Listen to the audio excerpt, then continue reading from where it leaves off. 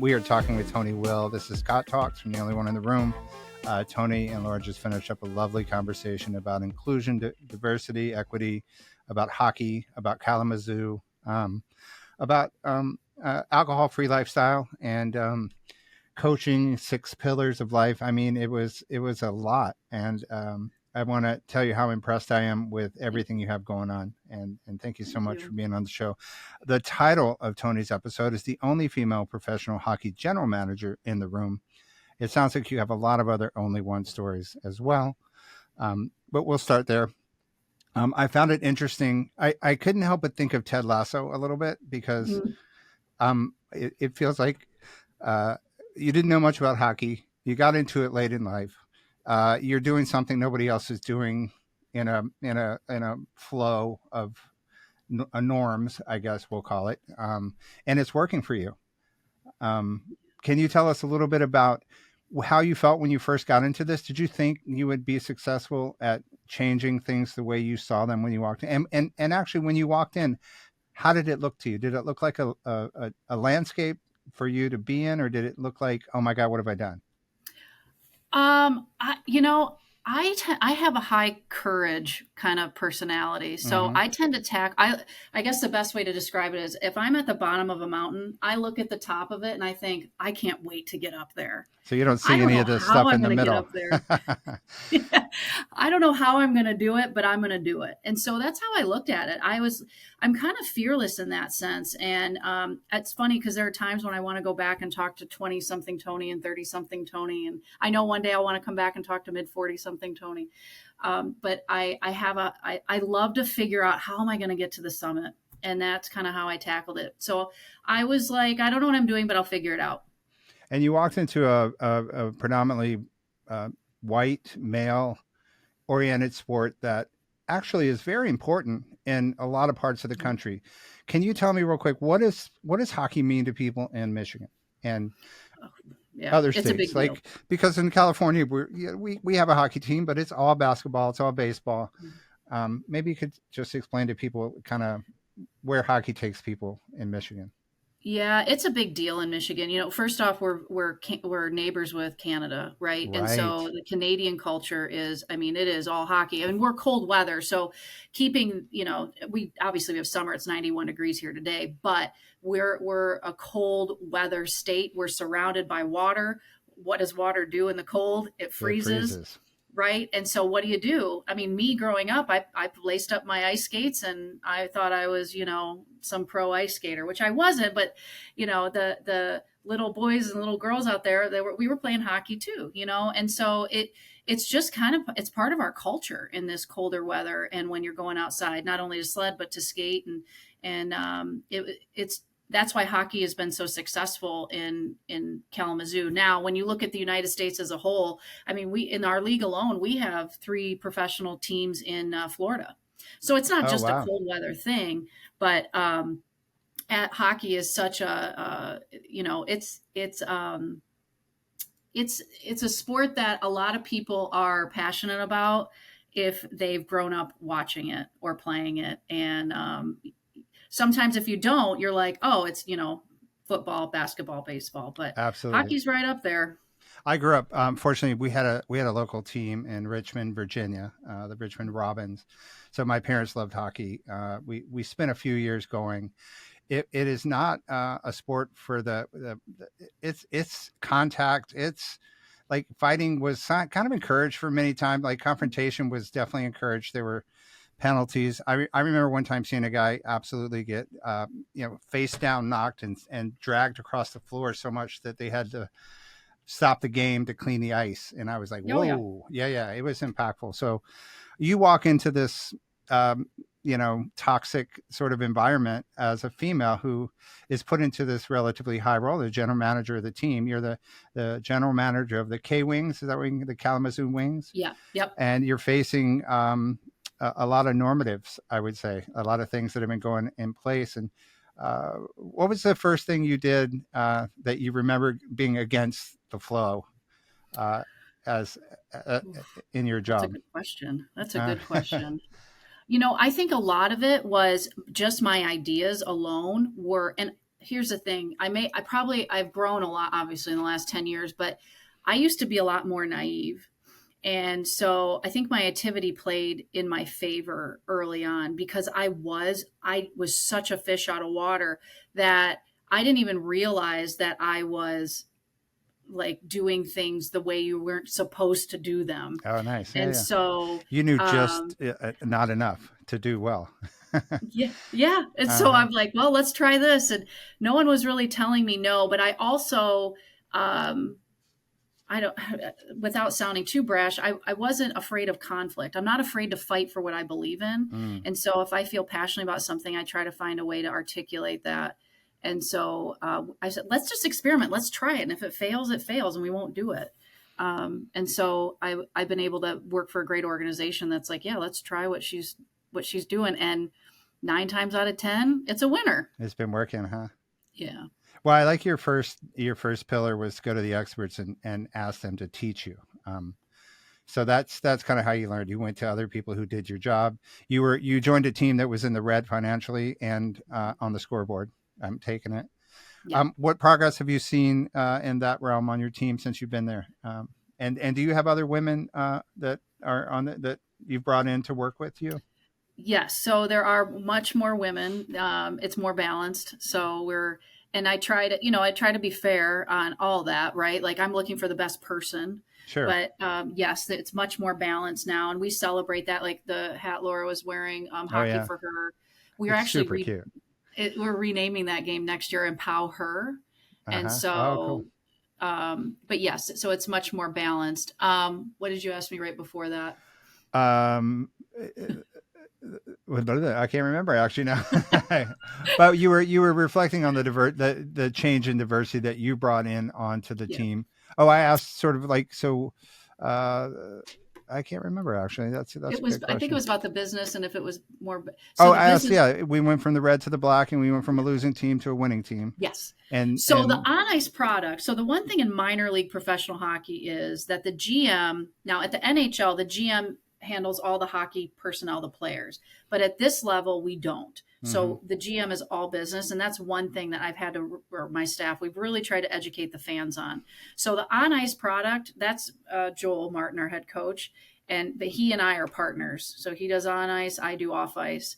But the business side has over the years exploded because of the different initiatives that I look at it as the business side as the three-legged stool. So Mhm. in terms of the promotions we put on, so we have diversity, equity, inclusion, which are some of the games I've talked about. We have pop culture themes, like games like a Scooby-Doo game, and we partner with Pups and Paws. You can bring your dog to the game, things like that. And then we have our heritage, which is the third leg of the stool. So we're 50 years old. They're going to be 50. So we have we have a rich history of hockey in Kalamazoo. So we play off that with some of our traditional games, like a teddy bear toss game, or we retire a player number or something like that. So from the business side, our attendance growth, this season, our 49th season, it was the fourth highest ranking average attendance in 49 years. Wow, It, so that's which is a that's really success. big deal. Yeah. Yeah.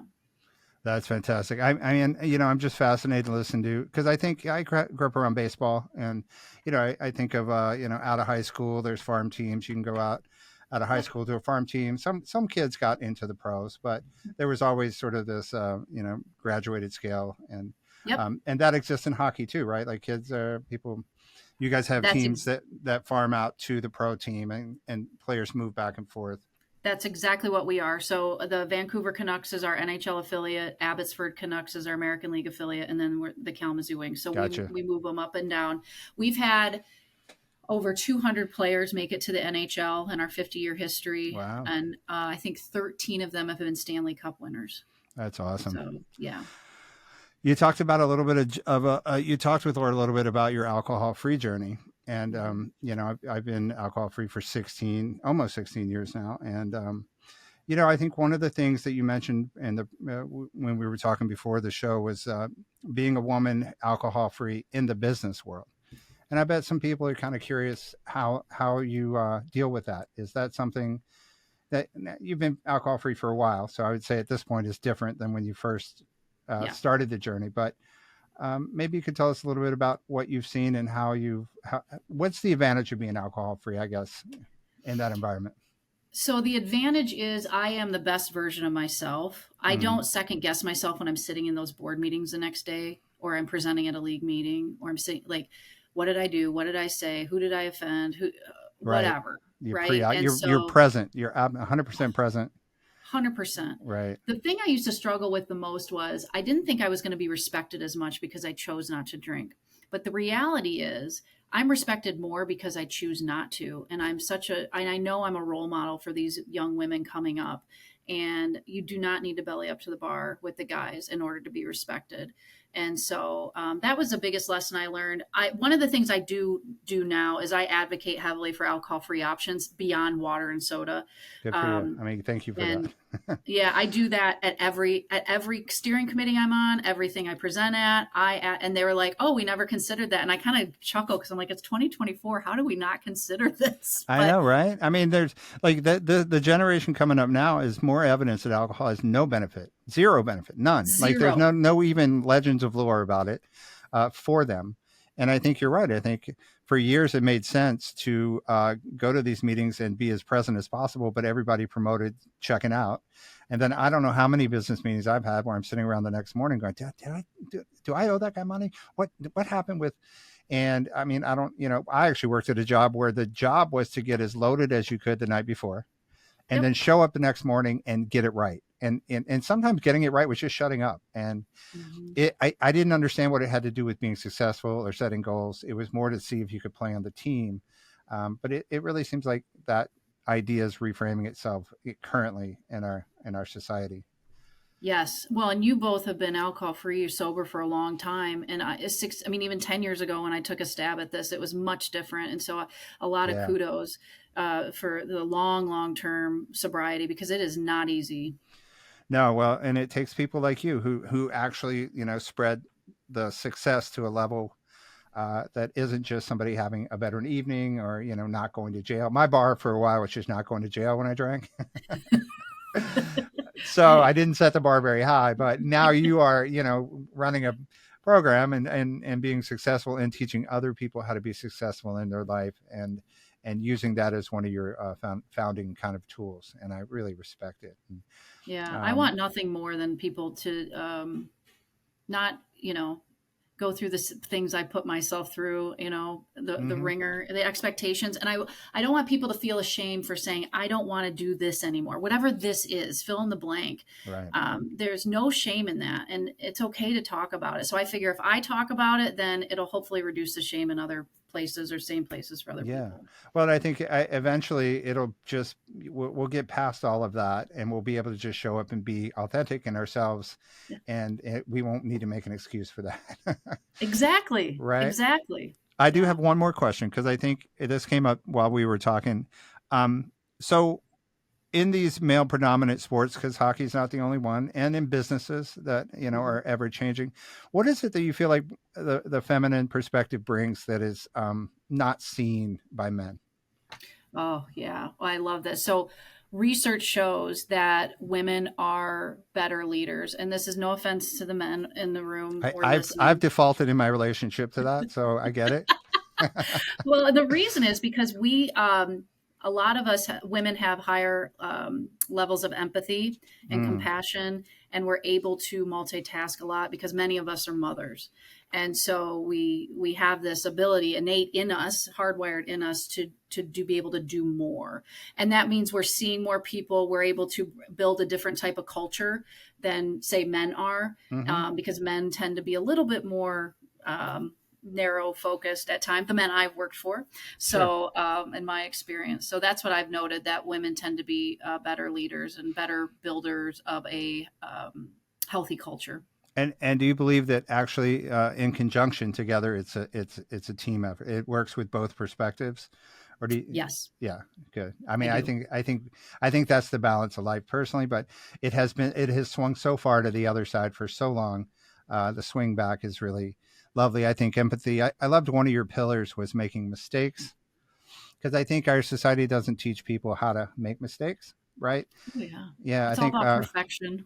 I mean, honestly, in my lifetime, it wasn't until I was 50 that I learned that a mistake was a call to action, not Mhm. necessarily a failure. And I think that's being reframed and used, and I think it has to be embraced in a system as well, and not just seen as like, oh, you're a failure, you failed. Go back to the end of the line, kind of thing. And Oh, exactly. I mean, that's why I celebrate them. I'm like, my staff will come to me like, I'm great. You made a mistake. That's awesome. Let's right, talk about it because you're going to grow from this. yeah, And I make mistakes all the time. I mean, I'm constantly trying to just shrink down my self sabotage. I'm never trying to eradicate. I'm just trying to shrink it. yeah. Well, it looks like you're having a lot of success. Underneath that or on top of it, I'm not sure where it is, but Me we'll neither. keep an eye on you. And like Laura said, if you're in LA, we would love to hang out and chat it up. Yeah, uh, I would love to. yeah, we're not hard to find. So thank you for being on the show. You guys have to check out Laura's episode with Toni. And Toni, thank you for everything. Yeah, thanks for having me. I love it. This was so much fun. Highlighted my day for sure. Mine too. Thanks.